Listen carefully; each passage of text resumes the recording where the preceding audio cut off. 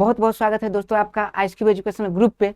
और हम लोग बायोलॉजी का लगातार अध्ययन कर रहे थे और उसमें हम लोग पोषक तत्व के कुछ पार्ट जैसे कार्बोहाइड्रेट, वसा, प्रोटीन और विटामिन पर पूरा पकड़ बना चुके हैं। और अब अगला जो हमारा आयाम है उसका नाम है खनिज लवण। तो खनिज लवण पर हम लोग बात करने वाले हैं। और खनिज लवण में जनरली देखते हैं अगर तो देख लीजिए खनिज लवण, खनिज लवण। और खनिज लवण को अंग्रेजी में मिनरल एंड सॉल्ट कहते हैं। तो याद रखना है M&S। ये जनरली आपको लिखा मिल जाएगा। कई बार एग्जाम में ऐसा आ जाता है, जनरली हम लोग बात करते हैं पोषक तत्व की, तो पोषक तत्व के दो पार्ट होते हैं। पोषक तत्व के दो पार्ट में हम लोग बात किए थे। पोषक तत्व जो होता है, कुछ ऐसे पोषक तत्व जो अल्प मात्रिक हो, कुछ पोषक तत्व दीर्घ मात्रिक हो। हमने बात किया था कि जो खनिज लवण है मिनरल एंड सॉल्ट की बात करें तो देख लीजिए mineral and salt, mineral and salt. तो मैं बात करूं इस पर तो इसे M&S ऐसे लिख के प्रदर्शित किया जाता है। जब एग्जाम में आपसे प्रॉपर्ली सवाल जब पूछा जाएगा तो कई बार ऑप्शन में M&S इस टाइप से लिखा आपको मिल जाएगा। तो गौर करने से समझना कैसे जनरली। तो देखते हैं पोषक तत्व में अगर बात करें तो पोषक तत्व अल्पमात्रिक और दीर्घ मात्रिक। दीर्घ मात्रिक में कौन कौन है तो दीर्घ मात्रिक में कार्बोहाइड्रेट है, दीर्घ मात्रिक में प्रोटीन है, दीर्घ मात्रिक में फैट है। अल्प मात्रिक में कौन है तो अल्प मात्रिक में याद रखना है मिनरल है एंड विटामिन है। लेकिन हम लोग बात किए थे कि मिनरल जो है वो अल्प मात्रिक भी होता है और दीर्घ मात्रिक भी होता है। अब अल्प मात्रिक जो कम मात्रा में लिया जाए, दीर्घ मात्रिक जो अधिक मात्रा में लिया जाए। अब सवाल है कई बार ऐसा हो जाता है कि क्या इसे हम दीर्घ मात्रिक में रख दे, तो नहीं, इसमें ही क्या करना है कि मिनरल जो है इसमें ही कुछ ऐसे मिनरल है जो ज्यादा अमाउंट में लेना पड़ता है। मतलब मिनरल अल्प मात्रिक ही होंगे लेकिन कुछ जो है ज्यादा मात्रा में लेना है, कुछ कम मात्रा में लेना है। तो यहाँ ध्यान देना है, जो ज्यादा मात्रा में लेना है उसे लघु कहेंगे। बहुत ध्यान से देखिए इस बात को, यहाँ तर्क पर चलना है, तर्क पर। जो ज्यादा मात्रा में लेंगे उसे लघु कहेंगे, यहाँ फोकस करना है। जो ज्यादा मात्रा में लेंगे उसे लघु कहेंगे। और जो क्यों ऐसा कहेंगे, क्योंकि देख लीजिए दीर्घ मात्रिक और अल्प मात्रिक, लघु मात्रिक है। लघु मात्रिक में जो ज्यादा मात्रा में लेंगे उसे हम लघु मात्रिक कहेंगे और जो इसी में कम मात्रा में लेंगे उसके लिए हम वर्ड यूज करेंगे अल्प मात्रिक। तो यहाँ गलती नहीं करना क्योंकि ऐसे सवाल कई बार पूछा जाता है और यहाँ बच्चे कंफ्यूज भी करते हैं। बहुत आराम से चले, फिर से देखिए पोषक तत्व दो प्रकार के, एक दीर्घ मात्रिक और एक लघु मात्रिक। लघु मात्रिक में जो खनिज है वो दो प्रकार के, कुछ ऐसे होते हैं जो ज्यादा मात्रा में लिया जाए तो लघु मात्रिक में जो खनिज है ज्यादा मात्रा में लिया जाए उसे लघु मात्रिक कहते हैं। और इसमें ही जो खनिज है जो कम मात्रा में लिया जाए उसके लिए एक नया वर्ड यूज होता है जिसे कहते हैं हम लोग अल्प मात्रिक। तो आराम से इसे फोकस करना है। अब समझते हैं इस बात को। तो हम ये बात करने वाले कि जो खनिज लवण, सबसे पहले बात करते हैं खनिज लवण का काम क्या है। तो हमारे शरीर में लगभग 1500 के आसपास रिएक्शन होती है। उस सारी रिएक्शन को कंट्रोल कौन करती है, लीवर। और हमारे शरीर में जितनी रासायनिक अभिक्रिया होती है, अगर सभी रासायनिक अभिक्रिया को एक साथ बोला जाए तो उसे मेटाबॉलिक प्रोसेस कहा जाता है। अब जितने शरीर में हमारे शरीर में मेटाबॉलिक प्रोसेस होता है उस प्रोसेस को तेज करने का या स्लो करने का काम जो करती है वो विटामिन हो सकती है, एंजाइम हो सकते हैं, कुछ हार्मोन हो सकते हैं। और वैसे ही जिस प्रकार से विटामिन का काम है, विटामिन याद रखना किसी प्रकार की कोई ऊर्जा नहीं देती। विटामिन का काम है हमारे शरीर में होने वाले केमिकल रिएक्शन को या तो तेज कर देना नहीं तो स्लो कर देना। जिस प्रकार से विटामिन का काम है उसी प्रकार से हमारे शरीर में केमिकल रिएक्शन को रेगुलेट करने का काम है खनिज लवण। खनिज लवण का काम है रेगुलेट करना केमिकल रिएक्शन को। तो अगर आपसे पूछे खनिज लवण का मेन काम है क्या, तो खनिज लवण का मेन काम अगर बोला जाए तो खनिज लवण का मेन काम है हमारे शरीर में केमिकल रिएक्शन को, मतलब रासायनिक अभिक्रिया को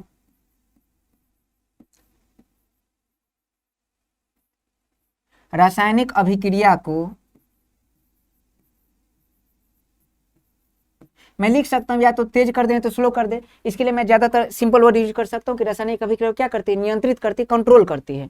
तो रासायनिक अभिक्रिया को क्या करती है, कंट्रोल करती है।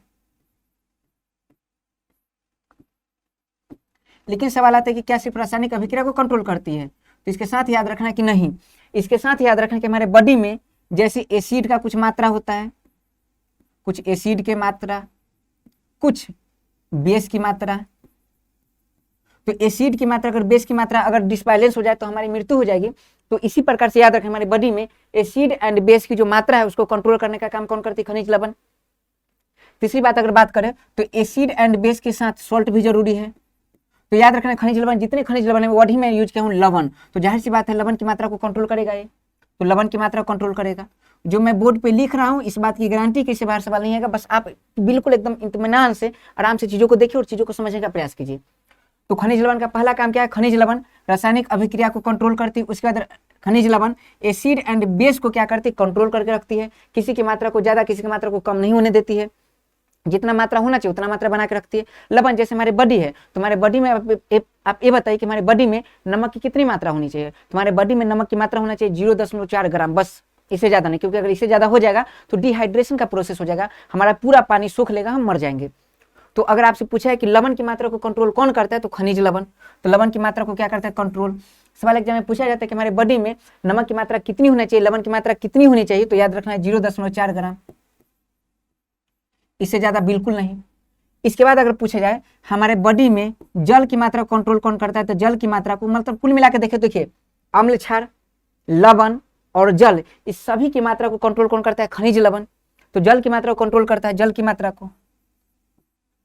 और अब आपसे पूछा है कि हमारे बॉडी में जल की मात्रा कितना होना चाहिए, तो ये सवाल बीपीएससी पूछ चुका है। तो याद रखना है हमारे शरीर में जल की मात्रा लगभग 65 से 70% के आसपास होना चाहिए। 70%, एक स्वस्थ व्यक्ति के शरीर में जल की मात्रा 70% होता है। लेकिन अगर आपसे पूछे कि कोशिका में कितना, जैसे एक सेल है और सेल में जो कोशिका द्रव है, देखिए सेल में दो प्रकार से, एक यहाँ द्रव और दूसरा न्यूक्लियस के अंदर भी केंद्रक द्रव। तो अगर पूछा है कि एक सेल में कितना % पानी होता है, तो याद रखना 80%। लेकिन अगर पूछे जीव शरीर में कितना % पानी, तो याद रखना है 70%। ये अंतर करके चलना है। चलिए इतना हमारा कंप्लीट हो गया पार्ट। खनिज लवण की बात करें तो खनिज लवण का पहला काम क्या है, केमिकल रिएक्शन। सिंपल सी बात है, देखिए गुड मॉर्निंग से लेकर गुड नाइट तक लगभग 1500 रिएक्शन होती है हमारे बॉडी में, जिसको कंट्रोल कौन करता है, तो इसको कंट्रोल कौन करता है, खनिज लवण। सेकेंड बात, कैसे कैसे कंट्रोल करते हैं हम अभी बात करेंगे। हम एक समझ बनाते हैं, बेसिक बनाते हैं कि हाँ इसको अप्लाई करके हम आगे बातों को समझ पाए। हमारे शरीर में एसिड एंड बेस, तो एसिड की बात करें तो हमारे शरीर में कौन सा एसिड पाया जाता है, तो हमारे शरीर में HCl अम्ल। इसके अलावा भी कई प्रकार के एसिड हैं, ठीक है, तो ध्यान देना है। लेकिन हम मुख्य रूप से हमारे बॉडी में HCl अम्ल पाया जाता है। कई प्रकार के अम्ल है, जो अम्ल याद रखना है कि प्रॉपर हाइड्रोनिक अम्ल नहीं है, लेकिन ऐसे कुछ अम्ल बनते भी हैं और समाप्त भी होते हैं। तुम्हारे शरीर में मुख्य रूप से कौन सा अम्ल है, HCl अम्ल। ऐसे अम्ल का क्या करता है, रेगुलेशन, खनिज लवण। ऐसे बेस का रेगुलेशन, खनिज लवण। सॉल्ट का रेगुलेशन, खनिज लवण। जल की मात्रा का रेगुलेशन, खनिज लवण। तो खनिज लवण के मुख्य एक कार्य है। अब समझें कि खनिज लवण है तो खनिज लवण हमें रोज लेना चाहिए, बिल्कुल रोज लेना चाहिए। और कुछ ऐसे खनिज लवण जो अधिक मात्रा में लेना चाहिए, कुछ ऐसे खनिज लवण है जो कम मात्रा में लेना चाहिए। तो खनिज लवण की अगर मात्रा पे बात करें तो हम लोग मात्रा को समझने के लिए अगला स्लाइड यूज करते हैं। हम लोग बड़ा आराम से समझेंगे खनिज लवण की मात्रा। पहले इसको एक बार अपने मन में रिवाइज कीजिए, तब तक हम लोग देखते हैं अगला स्लाइड में खनिज लवण की मात्रा। तो अगर खनिज लवण की मात्रा के आधार पर खनिज लवण को बांटे, याद रखना ये थोड़ा सा वास्ट टॉपिक होता है बायोलॉजी का, जिसको बच्चे समानता नहीं समझ पाते हैं। तो आराम से देखिए, आपको चीजें सारा बात समझ में आएगा बहुत आराम से। खनिज लवण की अगर बात करें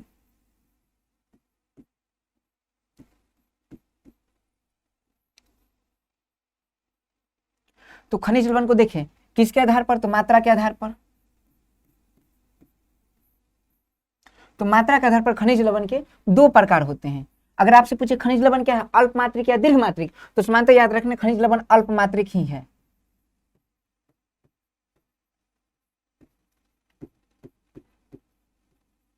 किसके सेंस में, तो याद रखना कार्बोहाइड्रेट, प्रोटीन और विटामिन के मतलब वसा के सेंस में, वसा के रेस्पेक्ट में याद रखना अल्प मात्रिक है। इसे लघु मात्रिक भी कहते हैं।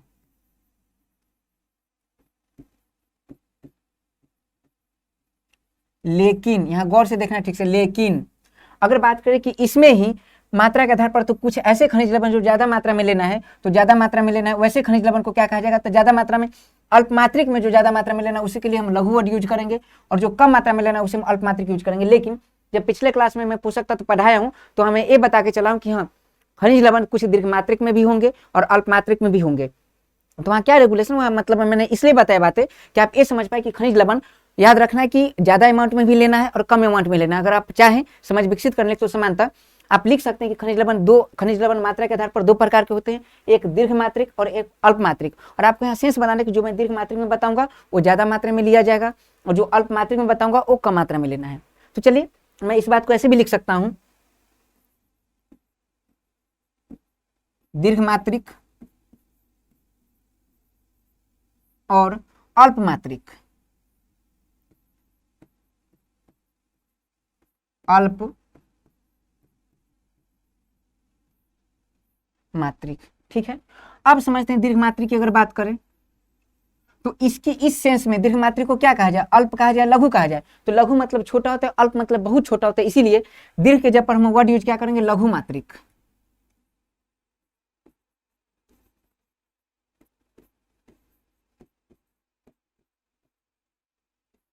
अंग्रेजी में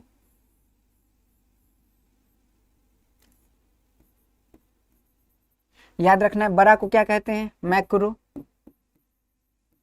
न्यूट्रिएंट, और छोटा इसके लिए माइक्रो वर्ड यूज करेंगे, और इसे क्या कहा जाएगा, अल्प मात्रिक समानता,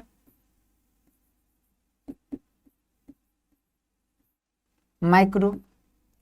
चलिए इतना हमारा कंप्लीट है। अब सवाल है कि इसमें कौन कौन से तत्व आते हैं, इसमें कौन कौन से खनिज आते हैं समानता देखिए अगर, तो अभी हमारा टारगेट होगा दीर्घ मात्रिक पर, और दीर्घ मात्रिक को कंप्लीट करके फिर हम अल्प मात्रिक देखेंगे। तो दीर्घ मात्रिक में कौन कौन है तो मैं आपको बता दूं, समानता नाम देख लीजिए। एक आता है जिसे कहते हैं पोटेशियम, एक आता है जिसे कहते हैं फॉस्फोरस,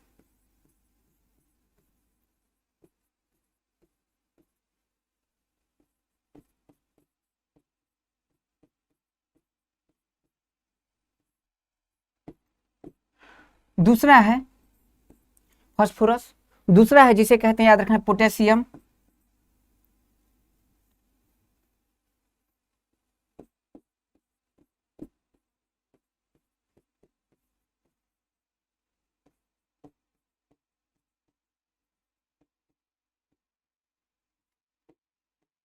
तीसरा है मैग्नीशियम। और आपको याद रखना है मैग्नीशियम को हम कम मात्रा में भी ले सकते हैं, ज्यादा मात्रा में भी ले सकते हैं, नुकसान नहीं करता, इसीलिए मैग्नीशियम को दोनों तरफ रखना है, दीर्घ मात्रिक में, लघु मात्रिक में भी, अल्प मात्रिक में भी। तीन बातें हो गई। इसी में याद रखना, इसी में हम बात कर लेते हैं। और इसका संकेत, पोटेशियम का संकेत याद रखें, पोटेशियम को सूचित करते हैं के से। जो केमिस्ट्री के स्टूडेंट होकर समझ सकते हैं इस बात को कि पोटेशियम का सिंबल क्या होता है, के होता है। फास्फोरस का सिंबल पी होता है, तो अगर हम पी लिखेंगे तो आप समझिएगा फास्फोरस की बात कर रहा हूँ, के लिखूंगा तो पोटेशियम की बात कर रहा हूँ। अगर मैग्नीशियम लिखूंगा तो मैग्नीशियम का संकेत होता है Mg, मैग्नीशियम। इसके बाद अगर बात करें तो याद रखना इस बात को कि कैल्शियम, कैल्शियम का संकेत होता है Ca, इसे लिखा जाता है कैल्शियम, CalCium, कैल्शियम। और उसके बाद बात करें Na, Na संकेत किसका होता है, सोडियम का, सोडियम। और उसके बाद क्लोरीन, इसे कहते हैं क्लोराइड या क्लोरीन, CHOLORIN, क्लोरीन। अब इस बात को समझिए, अगर आपसे पूछा है कि दीर्घ मात्रिक या लघु मात्रिक खनिज लवण कितने हैं, खनिज कितने, तो आप देख लीजिए लगभग 6 हैं प्रॉपरली। अगर एनसीईआरटी देखो तो एनसीईआरटी में याद रखना है मैग्नीशियम को अवॉइड करके चलते हैं, मैग्नीशियम को हटा देते तो इसकी संख्या 5 है। तो इस बात को याद रखना है। और इस क्लास में जनरली हम लोग इसी पर टारगेट करने वाले हैं, और सभी प्रकार के खनिज लवण का क्या क्या काम है इसको देखेंगे, और हम इस लेवल तक जाएंगे कि याद रखना यूपीएससी में भी यहाँ से सवाल एक बार पूछा गया है, तो हम उस सवाल को भी डील करने का प्रयास करेंगे। बहुत बेसिक कॉन्सेप्ट है, बहुत हाई फाई या रटना नहीं है, आराम से अगर आप कॉन्सेप्ट को समझ पाए तो किसी भी आधार पर सवाल को बनाया जा सकता है। और अगले क्लास में हम लोग अल्प मात्रिक को देखेंगे। और मैं आपको समानता बता दूं, अगर आपको समझ नहीं विकसित हो रहा है तो आप सिंपल देखिए, आप इस 6 को याद कर लीजिए, और ये 6 अगर आपको याद हो जाए तो इसको छोड़ के जो भी बचेगा सब के सब अल्प मात्रिक होंगे। ठीक है, चलिए अब हम लोग क्या करते हैं, इस पर समझ बनाते हैं। बड़ी आसान है, अगर आपके पास केमिस्ट्री का थोड़ा भी नॉलेज है तो अच्छी बात है, नॉलेज नहीं है तो और अच्छी बात है, फ्रेश सीखिएगा। चलिए तो हम लोग क्या देखेंगे अभी, खनिज लवण के मात्रा के आधार पर पहला प्रकार क्या है, दीर्घ मात्रिक, जिसे हम लोग ने एक सेंस के तौर पर इसे लघु मात्रिक कहा। और लघु मात्रिक कितने हैं, तो लघु मात्रिक है लगभग 6। मैग्नीशियम को अगर हटा दें तो प्रॉपर कितनी इसकी संख्या है, 5। तो अब इसको हम याद भी कैसे रखेंगे उसके लिए मैं ट्रिक देता हूं, और ट्रिक से आप याद रख सकते हैं। चलिए तो हमारा टॉपिक आज का क्या है अभी का, तो टॉपिक है हमारा लघु मात्रिक या दीर्घ मात्रिक खनिज लवण।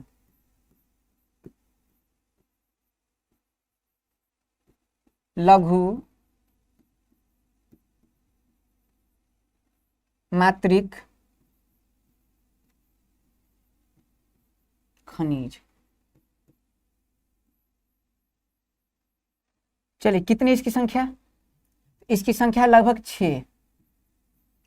एक अगर हटा दे मैग्नीशियम तो मैग्नीशियम अल्प मात्रिक और दीर्घ मात्रिक दोनों में है, तो इसकी संख्या आपको 6 ही टिक आउट करना है एग्जाम में।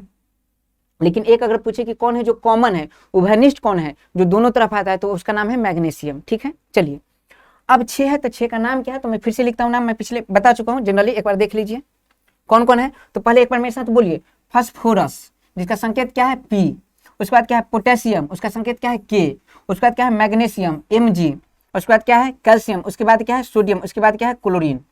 आप इसको याद करने के लिए मैं पीछे भी ट्रिक दे चुका हूँ, अगर आपको याद हो तो ठीक है, नहीं तो यहाँ समानता दे देता हूँ। देखिए आप पीके मूवी देखे हैं, पीके मूवी में जो आमिर खान का आवाज है ऐसा लगता है कि मुंह में कुछ रखे हुए हैं। क्या रखे हुए, तो आपको याद रखना कि पीके मूवी में आमिर खान नमक रखा है और नमक में याद रखना चूना मिला के रखे हुए, जो खैनी खाता है तो जैसा आवाज हो जाता है पान खाते टाइम, तो वैसा आवाज है उसका। तो ऐसे सोचिए तो क्या लाइन है पीके में, तो आप लिख लीजिए पीके में। पीके में क्या खा रहा है, तो चूना के साथ नमक है, तो चूना लिख लीजिए चूना। और चूना का टेस्ट अजीब सा होता है, चूंकि चूना आपको पता है क्षारीय होता है, तो चूना का टेस्ट अलग सा है। तो चूना में क्या मिला लिया, नमक, नमक थोड़ा सा टेस्ट को, तो क्या मिला दिया नमक, चूना के साथ क्या मिला दिया नमक। याद रखना है पीके में चूना के साथ नमक मिला के आमिर खान खा रहा है, इतना बात याद रखिए। और यही में जो मामला है पूरा जो दीर्घ मात्रिक है खनिज लवण उसमें छुपा हुआ है। पी से सबसे पहले लिखना है पी, और पी से क्या होगा तो मैं बता चुका हूं, पी संकेत किसका होता है फास्फोरस का, तो पी से हो जाएगा पी फास्फोरस, तो पी से क्या हो जाएगा फास्फोरस।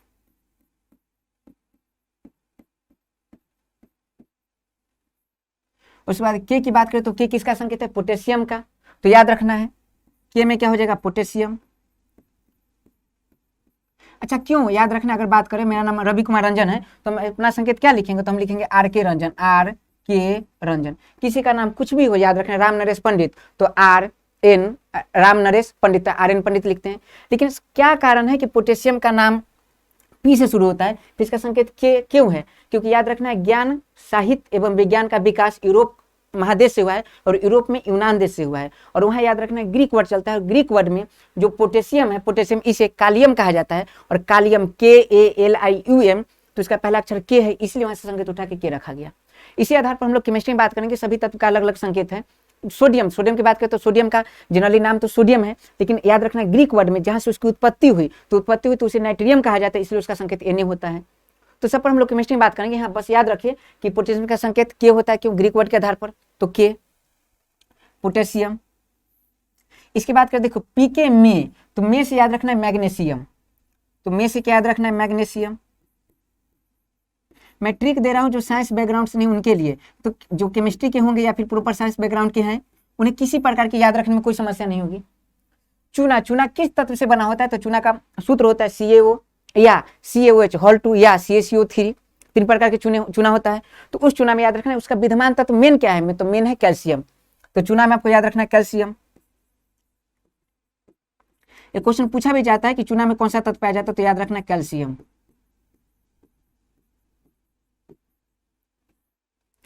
उसके बाद बात करें क्या है नमक, तो नमक किसका, नमक का सूत्र क्या है NaCl, तो आप याद रखिए नमक में क्या मामला है, तो नमक में एक हो जाएगा खनिज Na मतलब सोडियम,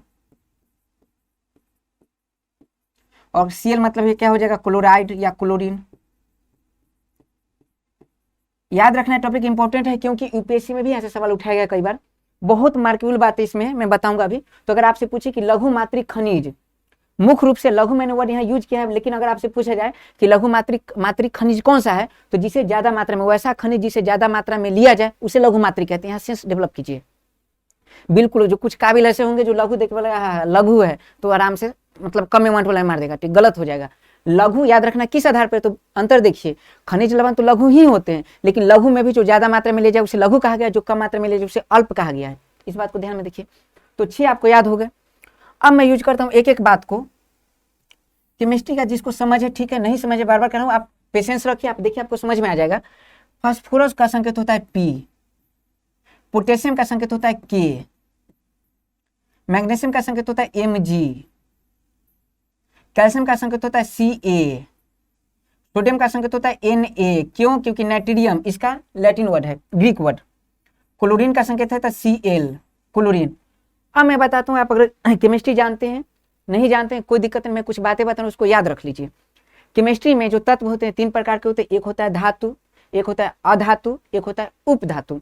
धातु किसे कहते हैं, धातु की कई परिभाषाएं। धातु किसे कहते हैं, तो जो आघात वर्ध हो, आघात वर्ध मतलब आघात मतलब मारिए और वर्ध मतलब बढ़ जाए, जिसको मारने पर वो बढ़ जाए, चौड़ा हो जाए, टूटे ना, उसे आघात वर्ध कहते हैं। तो जिसमें आघात वर्ध वाला गुण होगा धातु होगा। उष्मा और विद्युत का सुचालक होगा मतलब करंट लग जाएगा, धातु का समानता, सिंपल वर्ड है। जिसके, याद रखना केमिकल डिफिनेशन है इसका, कि याद रखना कि जो विद्युत का सुचालक हो और आघातवर्ध हो, तन्य हो, उसे धातु कहते हैं। लेकिन इसकी केमिकल परिभाषा है कि धातु के अंतिम कक्षा में 1 इलेक्ट्रॉन, 2 इलेक्ट्रॉन या 3 इलेक्ट्रॉन पाए जाते हैं, उसे धातु कहा जाता है। चलिए ये भी समझ में नहीं आया, हटा दीजिए। मैं सिंपल बात कहता हूँ कि जिस तत्व पर प्लस आवेश पाया जाए, जिस तत्व पर जो तत्व प्लस आवेश दिखाता हो, जो तत्व पर प्लस आयन हो, उसे धातु कहते हैं। ये भी समझ में नहीं आया, ये भी हटा दीजिए। बोलिए मेरे साथ, बोलिए बोलिए मेरे साथ। कैल्शियम, मैग्नीशियम, पोटेशियम, सोडियम, जिसके अंत में यम आ जाए वो धातु है। इससे आसान कुछ होगा? देखिए बोलिए मेरे साथ। पोटेशियम यम आ रहा है, यम है हम। मैग्नीशियम यम आ रहा है, कैल्शियम यम आ रहा है, सोडियम यम आ रहा है, जिसके अंत में यम आ जाए सब के सब धातु है। और धातु पर कौन सा चार्ज, प्लस या माइनस? तो प्लस हम लिख देंगे के प्लस।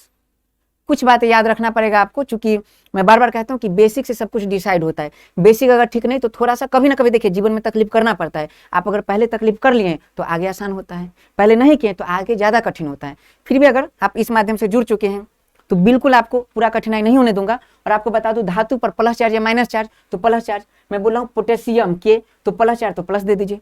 मैग्नीशियम तो याद रखना, यहाँ सिंपल बात, मैग्नीशियम तो मैग्नीशियम आप याद रखिए, लेकिन मैग्नीशियम पर कितना चार्ज? तो याद रखें मैग्नीशियम पर 2 चार्ज। कोई ये दिमाग नहीं लगा लीजिए कि 2 अक्षर तो 2 चार्ज, नहीं, इसका कोई रीजन नहीं। रीजन है इलेक्ट्रॉनिक विन्यास के आधार पर हम लोग निकालेंगे आगे। तो पोटेशियम पर 1 चार्ज 1 प्लस, मैग्नीशियम पर 2 चार्ज 2 प्लस। कैल्शियम धातु है अधातु है? तो कैल्शियम धातु, यम आ रहा है अंत में, धातु है, धातु प्लस। याद रखना ध से धातु, ध से धनायन। तो कैल्शियम पर क्या प्लस, कितने प्लस? 2 प्लस। कैसे हुआ हम जानते हैं, अभी बस आप याद कर लीजिए। सोडियम पर कितना? तो सोडियम याद रखना सोडियम पर 1 प्लस होता है। बाकी जो बचा आपके पास फास्फोरस, जिसके अंत में यम नहीं आएगा वो अधातु होता है। बोलिए मेरे साथ, फास्फोरस यम नहीं आ रहा है, अधातु है। अधातु कौन सा चार्ज दिखाएगा? तो अधातु माइनस दिखाएगा। और फास्फोरस पर याद रखना 3 माइनस होता है। यहां देख लीजिए क्लोरीन, याद रखना क्लोरीन यम नहीं आ रहा है, अधातु होगा। अधातु पर कौन सा चार्ज? Minus charge. इससे आसान आपको कहीं नहीं मिलेगा और ये कोई बुक में नहीं मिलेगा, खुद से बनाया गया बातें हैं। तो बिल्कुल, और ऐसा याद रखें, ये ट्रिक कभी गलत नहीं होता। अगर आपको धातु अधातु समझने में दिक्कत होती है, ट्रिक अप्लाई कीजिए, फाइनल बन जाइएगा।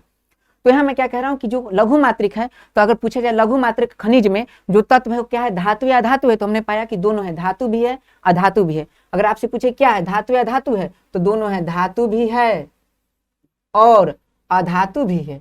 चलिए ये बातें समझ में आ गई। यूपीएससी का एक लाइन है कि खनिज जो है वो मतलब धनायन भी हो सकते हैं और ऋणायन भी हो सकते हैं। देखिए धनायन भी हो सकते हैं और ऋणायन भी हो सकते हैं। चलिए ये बातें कंप्लीट।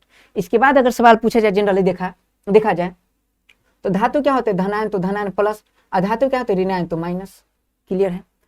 अब याद रखना कि अगर आप साइंस जानते हैं थोड़ा भी तो आप पढ़ेंगे इस बात को कि याद रखना किसी भी तत्व का आयन यानी प्लस चार्ज उसका गुण डिसाइड करता है और माइनस चार्ज उसका गुण डिसाइड करता है। मतलब हमें समझे कि अगर आप मुझे देख लें तो आप बायोलॉजी के हिसाब से आप मुझे देख ले तो मैं मेल हूँ और मेल के कुछ हार्मोन होते हैं और वही हार्मोन उसका गुण डिसाइड करता है। जैसे बाल का आना, कई प्रकार के हार्मोन का सेक्रेशन उसका जेंडर डिसाइड करता है। उसी प्रकार फीमेल में कई प्रकार के हार्मोन का सेक्रेशन उसका जेंडर डिसाइड करता है। उसी प्रकार याद रखना है कि केमिस्ट्री में प्लस माइनस एक प्रकार का जेंडर है और माइनस उसके सारे गुण को दिखा देगा और प्लस उसके सारे गुण को दिखा देगा। बिल्कुल ज्योतिष शास्त्र जैसा। कहते हैं कि मस्तक रेखा, तो मस्तक रेखा आपने देखा, अगर देख लेते हो तो सारा प्रकार का गुण मतलब पंडित आपका मस्तक रेखा देखा या फिर यहाँ का रेखा और आपके सारे गुण को बता देगा। तुम ऐसे हो, चरित्र के ऐसे हो, तुम्हारा व्यवहार ऐसा है, भविष्य में ऐसा होगा, भूत में ऐसा हुआ है, कई बातें। तो याद रखें जिस प्रकार से कैरेक्टर यहाँ से पढ़ा जा सकता है उसी प्रकार से आयन प्लस माइनस डिसाइड कर लेता है किसका गुण कैसा होगा। अब मैं गुण की बात करता हूं तो बहुत बेसिक सी बात ही बताऊंगा और आप बिल्कुल आप इत्मीनान से देखिए और आप समझ बनाइए और आप सवाल सॉल्व करने का प्रयास करिए तो बिल्कुल आपको बिल्कुल याद आता रहेगा। अच्छा वहां ऐसे बताया गया, वहां ऐसे बताया गया और आपसे सवाल बनता जाएगा। अब मैं एक बात बताऊं तो याद रखना है प्लस ये ट्रिक है और याद रखना है 1 प्लस हो, कहीं भी 1 प्लस हो और कहीं भी याद रखना है 2 प्लस हो।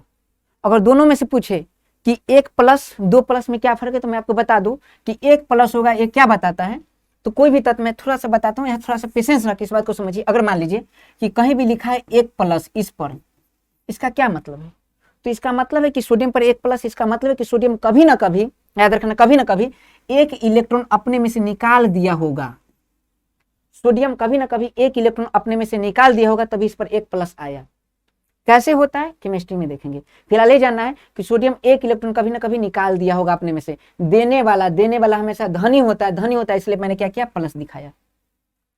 मैं कहूं अगर पोटेशियम पर 1+, इसका क्या मतलब है? इसका मतलब है कि किसी भी परमाणु में इलेक्ट्रॉन भी होते हैं, प्रोटॉन भी होते हैं, न्यूट्रॉन भी होते हैं, और पोटेशियम कभी ना कभी 1 इलेक्ट्रॉन त्याग दिया होगा, तो इस पर 1+ आ गया, बहुत अच्छी बात।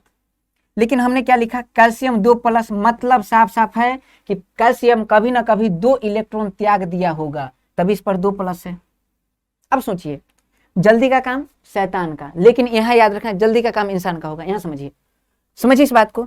फिर क्या है? मैग्नीशियम 2+, मतलब कभी ना कभी मैग्नीशियम 2 इलेक्ट्रॉन त्याग दिया होगा। अच्छा, बार बार मैं क्यों कर रहा हूं इलेक्ट्रॉन त्याग दिया गया, इलेक्ट्रॉन त्याग दिया गया होगा? याद रखना किसी भी परमाणु का केमिकल गुण उसके इलेक्ट्रॉन के त्याग एवं ग्रहण पर डिपेंड करता है। ये बातें समझ में आ रहा है?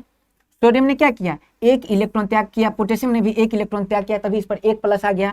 कैल्शियम 2 इलेक्ट्रॉन त्याग किया, मैग्नीशियम 2 इलेक्ट्रॉन त्याग किया, इसलिए इस पर 2+ आ गया। मैं आपको बता दूं, जो परमाणु 1 इलेक्ट्रॉन त्याग करेंगे, जो परमाणु 1 इलेक्ट्रॉन त्याग करेंगे, जिस पर 1+ आएगा, अगर ये भी बात आप नहीं समझ पाते कि 1 इलेक्ट्रॉन त्याग किया होगा, आंख है, आंख खोलिए और ध्यान से देखिए, जिस पर 1+ होगा, 1+, और जिस पर 2+ होगा, जिस पर 1+ होगा आपके हार्ट के स्पीड को बढ़ा देगा, हार्ट के स्पीड को बढ़ा देगा। एग्जाम में डायरेक्ट सवाल आता है कि आपके हृदय में जो पेशी ऊतक है या फिर हृदय की गति को कौन बढ़ा देता है? तो हार्ट बीट को बढ़ाने के लिए, हृदय की गति को बढ़ाने के लिए किसका प्रयोग? सॉरी मिस्टेक हो गया, याद रखना, जिसमें आयन ज्यादा हो वो स्पीड बढ़ा देगा, और जिसमें आयन कम हो वो स्पीड घटा देगा।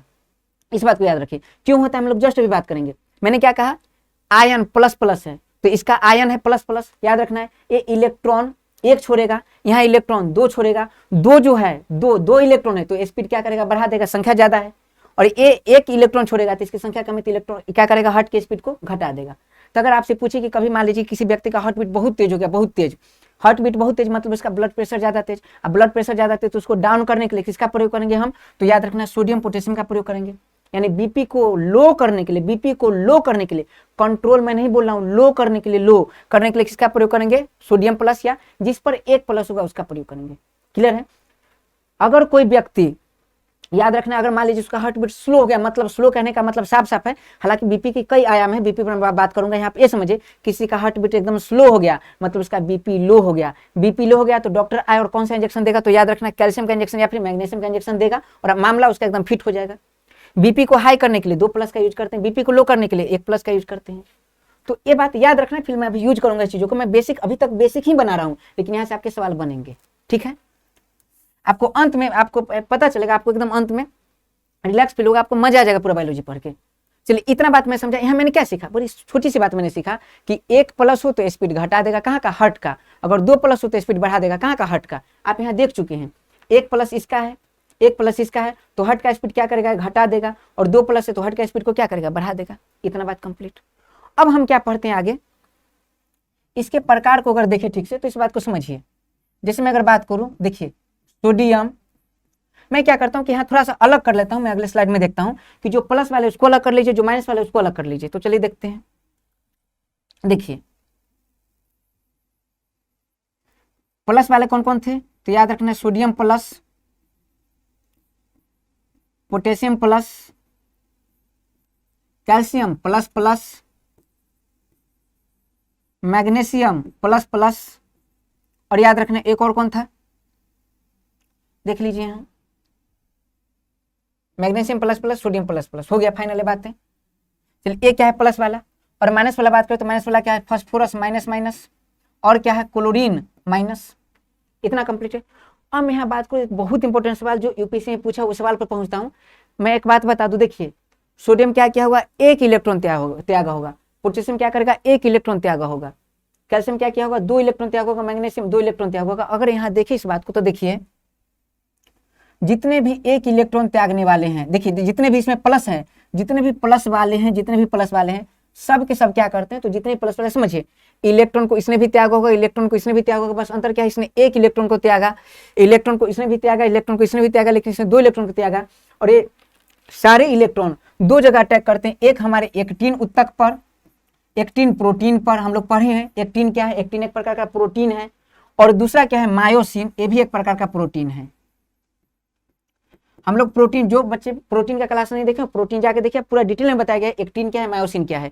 याद रखना, जैसे मान लीजिए हम लोग डंबल जब उठाते हैं तो जो इसमें तनाव आता है, या किसी प्रकार कभी कभी कोई गुस्सा आ जाए, या बॉडीगार्ड मूवी देखिए सलमान खान की, तो इसमें याद रखना कि ये इसमें बार बार स्ट्रेच आता है। तो अगर आपका मांसपेशी में किसी प्रकार का तनाव आ रहा है तो तनाव आने का मेन रीजन ही है क्या, एक्टिन और मायोसिन में किसी प्रकार की अंतर हो रहा होगा, किसी प्रकार का डिस्टर्बेंस हो रहा होगा, तभी आपके एक्टिन और मायोसिन में गड़बड़ी के कारण याद रखना पेशी उत्तक में खिंचाव होता है। जो आपका मसल है इसमें खिंचाव कब आएगा, जब एक्टिन और मायोसिन में किसी प्रकार की कोई गड़बड़ी होगी। अब मैं क्या बताऊं आपको, देखिए सलमान खान की मूवी देखिए तो सलमान खान की अक्सर मूवी या जॉन अब्राहम की अक्सर मूवी में आप देखिएगा तो ये देखिए बॉडी का सीन दिखाया जाता है और जो पूरा जो मसल्स है तो मसल्स को बार बार देखिए स्ट्रेच होता है इसमें बार बार। तो ऐसा क्यों होता है, ऐसा तभी होगा जब स्ट्रेच होगा। गौर कीजिए, देखिए तो देखिए एक बार क्या हो रहा है, आगे पीछे मेरे पास है नहीं ज्यादा, लेकिन फिलहाल देखिए इस बात को, यहाँ क्या समझना है। देखिए ऐसे हो रहा है, तो अगर देखिए पीछे जब जा रहा है तो पीछे जाने का मतलब है एक्टिन कम रहा होगा। जब याद रखिए पीछे जा रहा है तो मतलब एक्टिन, जैसे देखिए पीछे जाने का क्या मतलब है, ऐसे मैंने किया तो नीचे गया मतलब एक्टिन कमा है, और मैंने ऐसे किया मतलब ये फूल गया, इसका मतलब मायोसिन ज्यादा है।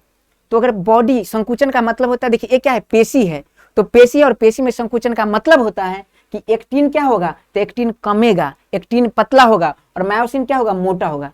कुछ बच्चे एग्जाम में भूल जाएंगे मायोसिन क्या होगा, एक्टिन क्या होगा, तो उनको याद रखना है म से मायोसिन, म से मोटा। तो मायोसिन क्या होगा, मोटा करता है पेशी को, और एक्टिन क्या करता है, पतला करता है किसे, पेशी को। बातें ठीक है।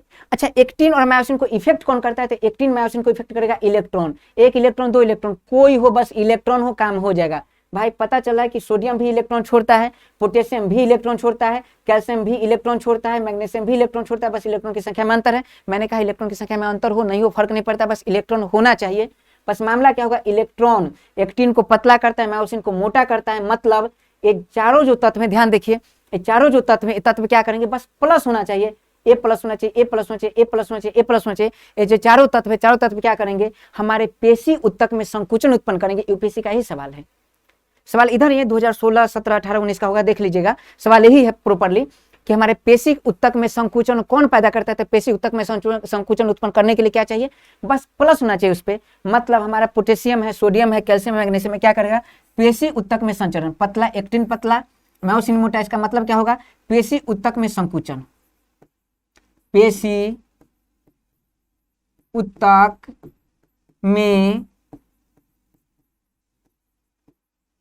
संकुचन। देखिए ये सवाल डायरेक्ट यूपीएससी में आ चुका है, बहुत ध्यान से देखिए। लेकिन कभी कभी सवाल ये पूछ देता है, कभी बदमाशी कर देता है आयोग, और उस सवाल ये पूछ दिया जाता है कि आप ये मत बताइए कि पेशी उत्तक में संकुचन कौन करता है, आप ये बताइए कि आपका जो तंत्रिका तंत्र के बारे में, कोई कहता है कि दिमाग गर्म हो रहा है, मतलब दिमाग हैंग कर गया, गुस्सा आ रहा है, तो इसमें आवेग, आपके तंत्रिका तंत्र में आवेग कौन देता है, आवेग का मतलब मैसेज भी होता है। जैसे मान लीजिए कोई आया दोस्त वगैरह और कई बार ऐसे पीछे से पकड़ के ऐसे घुमा देता है, मतलब चीटी काट लिया, तो ये ऐसे किया तो इसका सटाक से मैसेज आता है, अरे कोई काट लिया। तो इसका मैसेज कौन देता है, तो इसका मैसेज याद रखें, तंत्रिका तंत्र को जो आवेग देता है, मैसेज देता है, ये मैसेज देने का काम इसमें मात्र एक सिंगल आवेश वाले करते हैं। तो सिंगल आवेश वाला क्या करता है, तंत्रिका तंत्र में संकुचन या तंत्रिका तंत्र में आवेग देता है, तंत्रिका तंत्र में आवेग। कोई डाउट? और जो याद रखना, जो तंत्रिका तंत्र में आवेग देता है, अगर आपसे पूछे कि आपके शरीर में विद्युत ऊर्जा या फिर विद्युतीय शक्ति किस किस अंग में पाया जाता है, तो दो ही अंग है, पहला मस्तिष्क और दूसरा हार्ट। तभी याद रखना है कि हार्ट की जगह पर पेसमेकर, हार्ट में याद रखना एसी नोड की जगह पर पेसमेकर यूज किया जाता है, एसी नोड की जगह पर, क्योंकि याद रखना इलेक्ट्रिकल प्रॉपर्टीज हार्ट में भी है, इलेक्ट्रिकल प्रॉपर्टीज माइंड में भी है, इसीलिए जो हार्ट में एक्टिव होगा वो माइंड में भी एक्टिव होगा। इसलिए मैंने कहा कि जो सिंगल आवेश वाले होंगे, अब आपको समझ में आ रहा होगा, बड़ा एकदम देखिए मस्ती भरा टॉपिक है, लेकिन आपके पास बेसिक होना चाहिए। जब तक आपको टेबल ना आए तब तक आप जोड़ घटाव नहीं सीख सकते, जोड़ घटाव नहीं है तब तक आप मैथ का कैलकुलेशन नहीं कर सकते हैं, मैथ नहीं बना सकते हैं। बेसिक बहुत जरूरी है। तो देखिए इस बात को हमने क्या कहा, जो प्लस आवेश वाले होंगे, सिंगल आवेश वाले जो खनिज लवण होंगे, क्या करेंगे, तो तंत्रिका तंत्र में आवेग उत्पन्न करते हैं। साथ में याद रखना है कि हार्ट बीट को क्या करेंगे, तो हार्ट बीट के स्पीड को क्या करेंगे, तो ये क्या करता है, घटा देता है, और बाकी याद रखना दो बचाओ क्या करेगा, हार्ट बीट के स्पीड को क्या करेगा, बढ़ा देगा। तो ये हमारा अभी तक मैं बता रहा हूं, जो मैंने बताया अप्लाइड पार्ट है। अब इसके आधार पर हम लोग टॉपिक को सीखते हैं और 5 मिनट में टॉपिक सीख जाएंगे। याद रखना है, मोटरसाइकिल सीखने में बहुत ज्यादा समय लगता है, फिर आराम से चलाने में कोई समय नहीं, आप आराम से चला के बस उतना ही समय लगेगा जितना दूर आपको जाना है। सीखने में बहुत मेहनत करना पड़ता है, और मैं आपको सिखा के रहूंगा, बस आपको यकीन रखना है, पेशेंस बना के रखना है और चलते जाना है साथ में। इतना हम लोग सीख चुके हैं। अब हम लोग एक एक टॉपिक यूज करेंगे और हम लोग समझेंगे। चलिए, अब हमारा जो था पीके में, तो सबसे पहले क्या था, फास्फोरस। मैं पहले ही बता चुका हूं, देख लीजिए, कार्बोहाइड्रेट सबको आता है, कार्बोहाइड्रेट सब समझ जाते हैं। प्रोटीन सभी को आता है जनरली, वसा समान टॉपिक है, सभी को आता है। सबसे ज्यादा बच्चों को समस्या होती है इसमें, और यकीन मानिए आपको समस्या नहीं होने दूंगा। पीछे भी आप जाकर देखिए, प्रोटीन बिल्कुल आपको नए रूप में मिलेगा, वसा आपको बिल्कुल नए रूप में मिलेगा। अब देखिए यहाँ तो मामला क्या हमारा, सबसे पहले क्या था, फास्फोरस। अगर फास्फोरस को समझने का प्रयास करें तो बड़ा सिंपल सी बात है कि फास्फोरस क्या करते हैं हमारी बॉडी में, तो समझिए इस बात को। देखिए हमने क्या किया, जितने भी हम टॉपिक पढ़े अभी तक, जितने पढ़े सभी के बारे में अब डिटेल से अध्ययन करेंगे। तो जितने में हम लोग क्या क्या अभी बेसिक बना रहे, उसी के आधार पर हम लोग फास्फोरस को पढ़ेंगे। तो फास्फोरस क्या था, निगेटिव था। और फास्फोरस अगर निगेटिव, इसका साफ साफ मतलब है कि किसी प्रकार के संकुचन में, हार्ट बीट के स्पीड में, या फिर तंत्रिका तंत्र के आवेग में किसी प्रकार का ये सहायक नहीं है। तो पहली बात कंप्लीट। आखिर तो फास्फोरस हमारे शरीर में करती क्या है, तो फास्फोरस क्या करती है, तो याद रखना, फास्फोरस हमारे शरीर में सबसे पहला काम करती है, आप जानते होंगे, जो हमारा अगर हड्डी का फॉर्मूला पूछे, जो हमारा हड्डी है, हड्डी याद रखना, हड्डी एक मिश्रण है, यौगिक नहीं, यौगिक का सूत्र होता है, लेकिन फिर भी अगर आपसे पूछे कि हड्डी जिस रसायन का बना हो तो उसका सूत्र क्या है, तो उसका सूत्र मैं बताता हूँ, साइड में देख लीजिए, CaPO4 whole 2 and 3, CA3PO4 whole 2। इसका मतलब साफ साफ है कि हमारा जो हड्डी है वो कैल्शियम फॉस्फेट का बना हुआ है, इसका नाम है कैल्शियम फॉस्फेट। मतलब ये बताइए कि हमारा हड्डी है किस तत्व से बना हुआ है, तो कैल्शियम से बना हुआ है। इसलिए कई बार सवाल पूछा जाता है कि हमारे हड्डी में कौन सा तत्व पाया जाता है, कैल्शियम। हमारा हड्डी कमजोर हो जाता है, हम कैल्शियम की गोली लेते हैं। और याद रखना, और कौन सा तत्व पाया जाता है, तो याद रखना फास्फोरस। मतलब साफ साफ है कि फास्फोरस क्या करेगी, हमारे शरीर में हड्डी का निर्माण करेगी।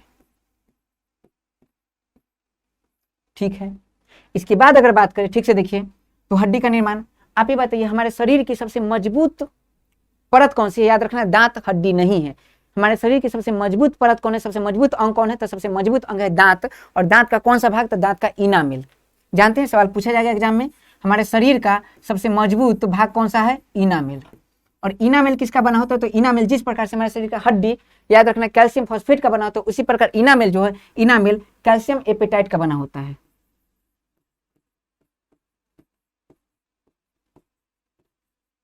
कैल्शियम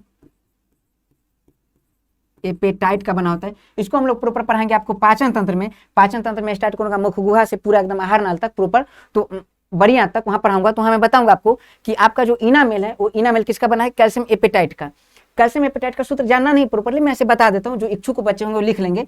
कैल्शियम एपेटाइट का फॉर्मूला होता है, देख लीजिए, Ca बिल्कुल वही है, PO4। बस यहाँ क्या करना है, 5 लगा देना है, यहाँ 3 लगा देना है, होल OH देना है। एक कैल्शियम एपेटाइट का फॉर्मूला है। मेरा ये मकसद बिल्कुल नहीं आपको हाई लेवल की बातें बताऊं, मैं वही कराना चाहता हूँ जो कंपटीशन एग्जाम में आते हैं। लेकिन कई बार याद रखना है कि चीजों को निकालने के, जैसे आपसे पूछे कि कार्बोहाइड्रेट में कौन सा तत्व पाया जाता है, कार्बोहाइड्रेट में अनिवार्य तत्व क्या है, आपको बिल्कुल पता नहीं, आप फॉर्मूला यूज कीजिए कार्बोहाइड्रेट का, जैसे चीनी C12H22O11, मतलब CHO, ये तत्व अनिवार्य है। उसी प्रकार से अगर आप पूछे कि हड्डी बनाने में कौन कौन सा तत्व जरूरी है, तो हड्डी का फॉर्मूला CA3PO4 होल 2। देख लीजिए, कैल्शियम चाहिए, फास्फोरस चाहिए। आपसे पूछे कि दांत का जो इनामेल है, इनामेल किसका बना होता है, तो देख लीजिए, कैल्शियम चाहिए, फास्फोरस चाहिए, बाकी तो ऑक्सीजन हुए है। तो कैल्शियम फास्फोरस, मतलब हमसे ये फाइनल हो रहा है कि फास्फोरस का एक काम क्या है, तो फास्फोरस का एक काम तो हड्डी बनाना है। फास्फोरस का सेकंड काम क्या है, तो फास्फोरस का सेकंड काम है दांत का इनामेल बनाना, मतलब दांत बनाना। चलिए, तो आपको बता दो कि फास्फोरस का एक काम क्या है, हड्डी बनाना, और दूसरा काम क्या है, तो दांत के निर्माण में।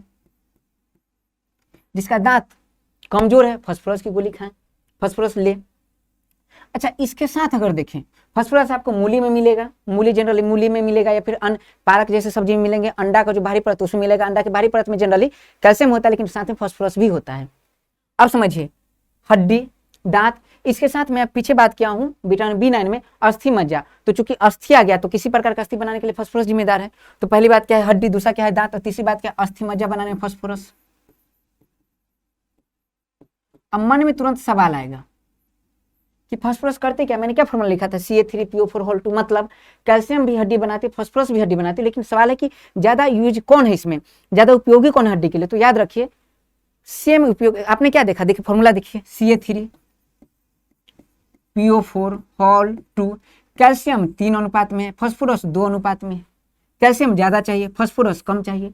इसलिए याद रखना है कि जब प्रॉपर जब हड्डी वगैरह टूट जाता है तो डॉक्टर कैल्शियम की गोली ज्यादा देते हैं, फास्फोरस की गोली नहीं आती जनरली, फास्फोरस की गोली नहीं दिया जाता है जनरली। तो ये बात है, ठीक है। अब मैं बताऊँ कैल्शियम ज्यादा मात्रा में चाहिए, तो याद रखना है फास्फोरस हड्डी का इन चीजों का निर्माण करता है, मतलब फास्फोरस इन चीज़ों के निर्माण के साथ विकसित भी करता है। तो इस बात को याद रखना है कि हड्डी, दांत, अस्थि मज्जा के निर्माण के साथ विकसित भी करती फास्फोरस, निर्माण भी करती है, साथ में क्या करती है, विकसित करती है। जब सोचिए जिसका हड्डी बढ़ेगा उसका लंबाई बढ़ेगा, इसलिए याद रखना है कि इसका निर्माण के साथ विकसित भी होता है। इसलिए याद रखना है कि जिसमें फास्फोरस की कमी होगी वो बौना हो जाएगा, जिसमें फास्फोरस ज्यादा मात्रा में होगा वो लंबा हो जाएगा। इस बात को याद रखना है। अगर इसके साथ अगर देखें जनरली, समझिए इस बात को, फास्फोरस का और काम क्या है, तो फास्फोरस के और काम बड़ा प्रमुख है। जैसे देख लीजिए डीएनए की बात करें, ठीक है, इसके बाद अगर बात करें आरएनए की बात करें, तो ये सब क्या है, जेनेटिक मटेरियल है। आपसे पूछे कि डीएनए आरएनए किसका बना होता है, तो इस बात को अगर समझने का प्रयास कीजिए तो देख लीजिए डीएनए का फुल फॉर्म कोई बताए, तो डीएनए का फुल फॉर्म क्या होता है, D oxy ribo nucleic acid.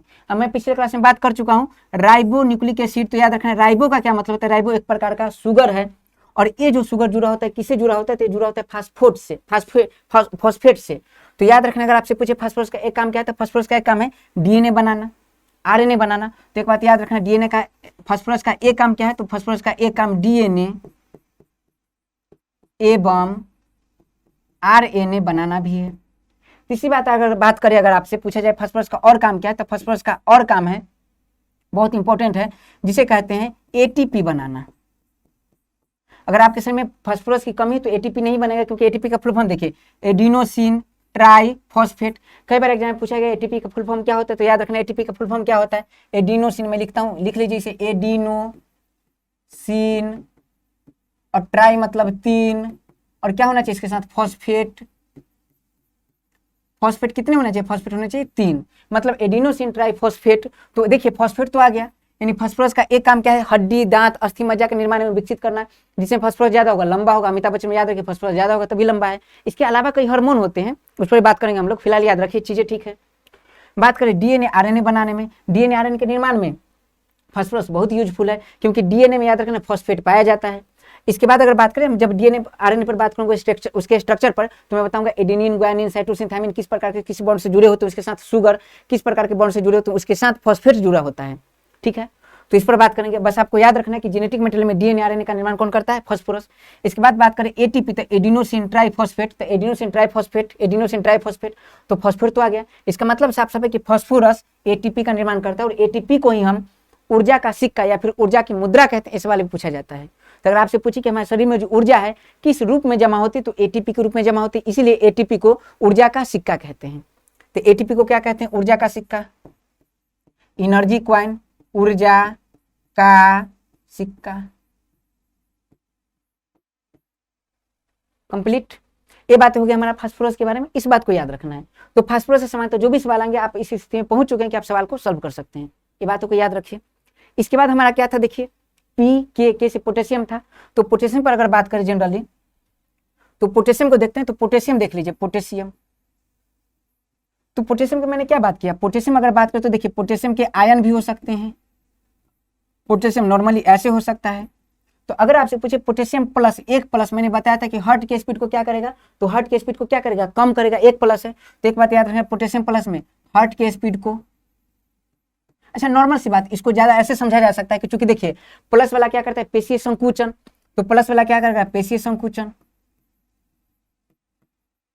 पेशीय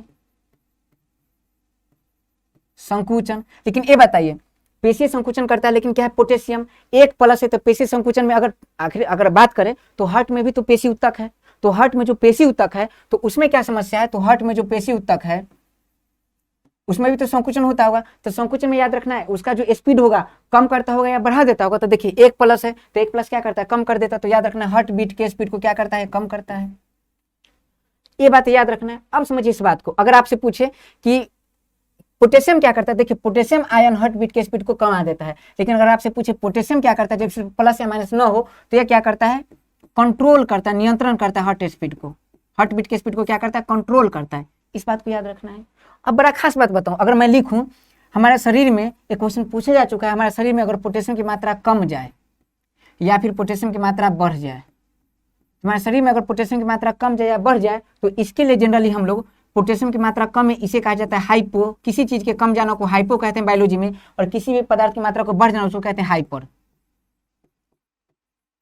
नहीं, कई बार नहीं बोलता कि मैं हाइपर हो गया, चलो साइड हो जाओ, मैं हाइपर हो गया। हाइपर माने बढ़ जाना और हाइपो माने कम जाना। लेकिन क्या है पोटेशियम है, पोटेशियम को क्या कहते हैं, कालियम कहते हैं, इसलिए याद रखना हाइपोकालियम। तो हाइपोकालियम पोटेशियम का ग्रीक नाम, अगर वर्ड यूज करें तो पोटेशियम का ग्रीक नाम क्या है, कालियम। तो इसे हाइपोकालियम अगर लिखा जाता है, हाइपोकालियम क्या है, मतलब हमारे शरीर में पोटेशियम की मात्रा कम जाना हाइपोकालियम को दिखाता है, और पोटेशियम की मात्रा बढ़ जाना हाइपरकालियम को दिखाता है। ये बातें कंप्लीट है। अब एक छोटी सी बात करता हूँ, आपको पूरी बात समझ में आ जाएगी कि पोटेशियम आखिर हमारे ब्लड प्रेशर पर किस प्रकार का कंट्रोल करता है। तो याद रखना है, लिखिए पोटेशियम सीधा समानुपाती 1/BP। अगर आप मैथ के स्टूडेंट होंगे आप ऐसे लिखिए, ज्यादा ठीक होगा, मैथ के स्टूडेंट होंगे वो चीजों को समझ पाएंगे। आपका बीपी है उस पर पोटेशियम का क्या प्रभाव पड़ता था, 1/K, ऐसे याद रखिए। और जो मैंने पहले लिखा था मैथमेटिकली गलत है, इसलिए मैंने उसे सही किया। याद रखना है, मतलब पोटेशियम जो है वो आपकी बीपी को क्या करेगा, पोटेशियम की मात्रा, अगर पोटेशियम ज्यादा है, पोटेशियम अगर ज्यादा है तो आपका बीपी कम हो जाएगा, पोटेशियम अगर कम है तो आपका बीपी ज्यादा हो जाएगा। तो देख लीजिए हाइपोकालियम मतलब क्या होता है, हाइपोकालियम मतलब पोटेशियम की मात्रा कम होना, और पोटेशियम की मात्रा अगर कम होगी मतलब आपका बीपी क्या होगा, ज्यादा हो जाएगा, और पोटेशियम की मात्रा ज्यादा है तो आपका बीपी क्या हो जाएगा, कम हो जाएगा। तो ये क्वेश्चन कई बार पूछा जा चुका है कि पोटेशियम का ब्लड प्रेशर से कैसा रिलेशन है। तो आपके पोटेशियम से जितने सवाल होंगे प्रॉपर्ली यहाँ से बन जाएंगे, किसी प्रकार का कोई सवाल नहीं बचेगा, इस बात को याद रखना है। आप बस सवाल सॉल्व कीजिए। इसके बाद हम लोग बात करते हैं पीके में मैग्नीशियम था। तो मैग्नीशियम का बहुत बड़ा रोल है नहीं हमारे बॉडी में, बस याद रखना मैग्नीशियम क्या करता है, तो जितने भी एंजाइम हमारे बॉडी में, जितने भी एंजाइम है उस एंजाइम को क्या करता है, रेगुलेट करता है मैग्नीशियम। उस एंजाइम को क्या करता है, रेगुलेट करता है, मतलब एंजाइम को कहता है कि तुम काम करो, बस यही बात है, कहता है काम करो, ऐसे करो वैसे करो, मतलब रेगुलेट, नियंत्रित करता है, उसकी मात्रा को बढ़ने नहीं देता है, घटने नहीं देता है, जितना चाहिए उतना निकलने देता है, उसी वही काम मैग्नीशियम का है। बातें कंप्लीट है। आज कभी कभी क्या होता है, मैग्नीशियम की बात बता दूं, कभी कभी हमारे शरीर में अपच हो जाता है, तो अपच हो जाता है उस समय हाइड्रोक्साइड से अभिक्रिया करके बनाता है MgOH, MgOH, और ये क्या करता है, अपच को दूर करता है, जिसे मिल्क ऑफ मैग्नीशियम या फिर मैग्नीशियम का दूध कहते हैं, और ये क्या करता है, अपच को दूर करता है। तो इस बात को याद रखना कि अपच को दूर करने के लिए किसका प्रयोग करते हैं, MgOH का, ठीक है। प्रति अम्ल के रूप में इसे कहा जाता है एंटासिड, यानी प्रति अम्ल के रूप में मैग्नीशियम हाइड्रोक्साइड का प्रयोग करते हैं। ये मैग्नीशियम याद रखा जा सकता है, लेकिन मुख्य काम इसका क्या है, एंजाइम को एक्टिव करना। क्या था पीके में, क्या बोल रहा है, चूना और नमक। तो चूना का क्या है, कैल्शियम। कैल्शियम की अगर बात करें तो बिल्कुल कैल्शियम में कुछ नहीं करना है। कैल्शियम आप फास्फोरस पर है, तो मैंने क्या कहा था, हड्डी बनाने में जो फास्फोरस का यूज है कैल्शियम का वही यूज है। तो आप क्या कीजिए, बिल्कुल ये बात को लिख दीजिए कि हड्डी प्लस दांत प्लस अस्थि मज्जा के निर्माण में कैल्शियम का यूज है। इसके बाद अगर देखें एक, तो अगर कैल्शियम देखिए, कैल्शियम भी क्या करता है, तो कैल्शियम प्लस दिखाता है, पेशी संकुचन तो कैल्शियम से होता है, लेकिन कभी कभी कैल्शियम की कमी हो जाए तो हमारे पेशिया में ऐठन होने लगती है, पूरा एकदम पेशिया टाइट हो जाता है, पूरा ऐठन होने लगता है। इस बीमारी को याद रखना, टिटैनी कहते हैं। तो इस बात को याद रखना, कैल्शियम की कमी से टिटैनी हो जाता है, टिटैनी। इस बात को ध्यान रखना है। गांव में समानता इसके लिए कहा जाता है कि कई बार जनरली जैसे कोई अंग कट गया और उसके साथ गोबर अगर सट गया तो उसमें ऐसे मानते हैं कि मतलब टिटैनी नाम की बीमारी हो जाता है, और हो भी जाता है। कई बार याद रखना, कटा हुआ भाग है उसमें लोहा, जंग लगा लोहा अगर सट जाए तो उससे भी टिटैनी हो जाता है। लेकिन टिटैनी का मुख्य कारण अगर पूछे, टिटैनी मुख्य कारण क्या है, टिटैनी मुख्य किस तत्व की कमी के कारण होता है, तो याद रखना है टिटैनी कैल्शियम की कमी के कारण होता है। तो इस बात को याद रखना है। बड़ा खास मैं बात करूं कि कुछ प्रोटीन की पिछले क्लास में बात कर चुका जिसका नाम है ऑस्टियोकैल्सिन। और याद रखना है बीपी से पूछा जा चुका है हड्डी के अध्ययन को क्या कहते हैं, तो याद रखना ऑस्टियोलॉजी कहते हैं हड्डी के अध्ययन को। लेकिन यहाँ अगर बात करो तो कैल्शियम कुछ प्रोटीन का निर्माण करता है, जैसे प्रोटीन कौन सा था, ऑस्टियो कैल्शियम का निर्माण करता है। इसके बाद अगर पूछे और क्या करता है, तो ऑस्टियोकैल्सिन का निर्माण करता है। और इसके अलावा और क्या करता है, तो कुछ प्रोटीन है, जैसे मैं अगर बात करूं, देखिए कैसीन जो है, कैसीन जो दूध के रंग को सफेद और पीला करता है, कैसीन पीला कौन करेगा, कैरोटीनॉइड, और कैसीन क्या करेगा, सफेद करेगा। तो इसमें याद रखना है, इसमें कैल्शियम भी पाया जाता है और फास्फोरस भी पाया जाता है। तो इस बात को याद रखना है, ठीक है। तो याद रखना इस बात को, मतलब कैसीन बनाने में। और एक और बात करें ठीक से, तो इस बात को याद कर लीजिए, ऑस्टियोकैल्सिन बनाने में और कैसीन बनाने में इसका यूज है। चलिए इतना बात कंप्लीट। अब एक बात और मैं बता दूं जनरली कि कैल्शियम हड्डी, दांत, अस्थि मज्जा, टिटैनी नाम की बीमारी होती है कैल्शियम से। और कैल्शियम से मैं बता दूं, जस्ट मैंने बताया था पेशीय संकुचन, तो पेशीय संकुचन होगा, ये यूपीएससी में सवाल पूछा जा चुका है। तो अगर इतनी बात को अगर याद रखते हैं तो फिर कैल्शियम में किसी प्रकार की कोई समस्या नहीं होगी। लेकिन बताया अगर कैल्शियम बहुत ज्यादा कमजोर तो टिटैनी होगा ही, लेकिन ये बताइए हड्डी कमजोर होगा, दांत कमजोर होगा, अस्थि मज्जा कमजोर होगा। तो हड्डी कमजोर होगा तो हो सकता है कि बच्चों में रिकेट्स नाम की बीमारी हो जाए, ऑस्टियोमेलेशिया हो जाए, इस बात को समझिए, ऑस्टियोपोरोसिस हो जाए। तो याद रखना हड्डी से संबंधित रोग कैल्शियम की कमी से हो सकता है, तो इस बात को याद रखना, हड्डी से संबंधित रोग। अब हड्डी से संबंधित रोग इसको प्रोटीन में पढ़ा चुका हूं, हड्डी से संबंधित रोग कैल्शियम की कमी से हो सकता है, यह हमारा हो गया। अब छोटी सी बात और कर लेता हूं, ध्यान दीजिए इस बात को। हमने क्या देख लिया, तो पीके में मतलब फास्फोरस, पोटेशियम, मैग्नीशियम, पीके में। उसके बाद क्या करने वाले थे हम लोग, चूना तो कैल्शियम, उसके साथ क्या Na और Cl मिलाया गया, सब पर बात कर चुका हूं जनरली। अब छोटी सी बात है, बस 2 मिनट की बात है, देख लेते। Na मतलब सोडियम, सोडियम का काम क्या है, तो मैंने बताया सोडियम का काम क्या है, तो सोडियम का काम क्या है, पेशी संकुचन करना। और याद रखना 1+ दिखाता है तो तंत्रिका तंत्र को इफेक्ट करेगा, हार्ट बीट को स्लो करेगा, मैं बता चुका हूं इसका आयन जो है। और सोडियम का एक काम क्या है, तो याद रखना सोडियम हमारे बॉडी में जो है क्लोरीन के साथ मिलकर याद रखना नमक की मात्रा को कंट्रोल करके रखता है, तो इस बात को याद रखना है सोडियम के बारे में। इसके अलावा कोई बातें आपको याद रखनी सोडियम के बारे में। इसके बाद लास्ट क्या था, क्लोरीन। तो यही क्लोरीन हो क्या करते हैं हमारे बॉडी में हाइड्रोजन से अभिक्रिया करके HCl बनाती है, और ये HCl अम्ल हमारे शरीर में भोजन को पचाने में हेल्प करता है। इसलिए अगर आपसे पूछे कि अमाशय में पाया जाने वाला अम्ल कौन सा है, तो अमाशय में पाया जाने वाला अम्ल कौन सा है, HCl। यह भोजन को पचाने में हेल्प करता है। अच्छा, भोजन को कैसे पचाता है, अगर इस बात को देखें तो HCl याद रखना, HCl भोजन को पचाता है, इसके साथ कई काम करता है। जो हमारे एंजाइम है, हमारे बॉडी में जितने भी एंजाइम है जो भोजन को पचाता है, उस एंजाइम के साथ HCl मिल जाती है और उस एंजाइम को क्या करती है, सक्रिय कर देती है। किस एंजाइम को, तो याद रखना वैसे एंजाइम जो प्रोटीन को पचाने वाले हैं, उस एंजाइम को HCl सक्रिय कर देती है और फिर वह एंजाइम बड़ा आसानी से हमारे भोजन को पचा पाता है। एक बात है। सेकेंड बात अगर बात करें तो जितने भी हम जब खाना खाते हैं तो खाना में कई प्रकार के कीटाणु वगैरह हमारे साथ आ जाते हैं, और कई प्रकार के कीटाणु आ जाते हैं तो उस कीटाणु को मारने के लिए HCl अम्ल बहुत एकदम एक्टिव हो जाता है। और जो भी हम खाना खाएं तो खाना में जितने कीटाणु आ गया है उस कीटाणु को नाशक के रूप में, उस कीटाणु को मारने के रूप में याद रखना है HCl अम्ल दौड़ जाता है। एक साथ बात करें जो खाना खाते हैं, खाना में जो आयरन है, आयरन के अवशोषण के लिए भी HCl सक्रिय है। तो अगर आपसे पूछे कि आयरन को अवशोषण नहीं करता है, आयरन को अवशोषण होने योग्य बनाते, उसे तोड़ फोड़ के याद रखना, उसे छोटा करके, और आयरन को अवशोषण होने योग्य कौन बनाता है, HCl अम्ल। तो याद रखना HCl अम्ल और क्या करता है, तो आयरन को अवशोषण होने योग्य बनाता है, अवशोषण होने योग्य बनाता है। हो गया फाइनल। तो ये बातें हमारा था दीर्घमात्रिक खनिज के बारे में। यहीं से सवाल आगे, इससे एक्स्ट्रा कभी सवाल आ ही नहीं सकता है। बस आप इस पर समझ बनाइए, कहीं अगर समस्या हो जाती फिर मैसेज कमेंट लिखिए, फिर उसका जवाब तुरंत दिया जाएगा। फिर मिलते हैं अगले क्लास में एक नए टॉपिक के साथ, एक नए आयाम के साथ, एक नई ऊर्जा के साथ, एक नई उमंग के साथ। जय हिंद, जय भारत।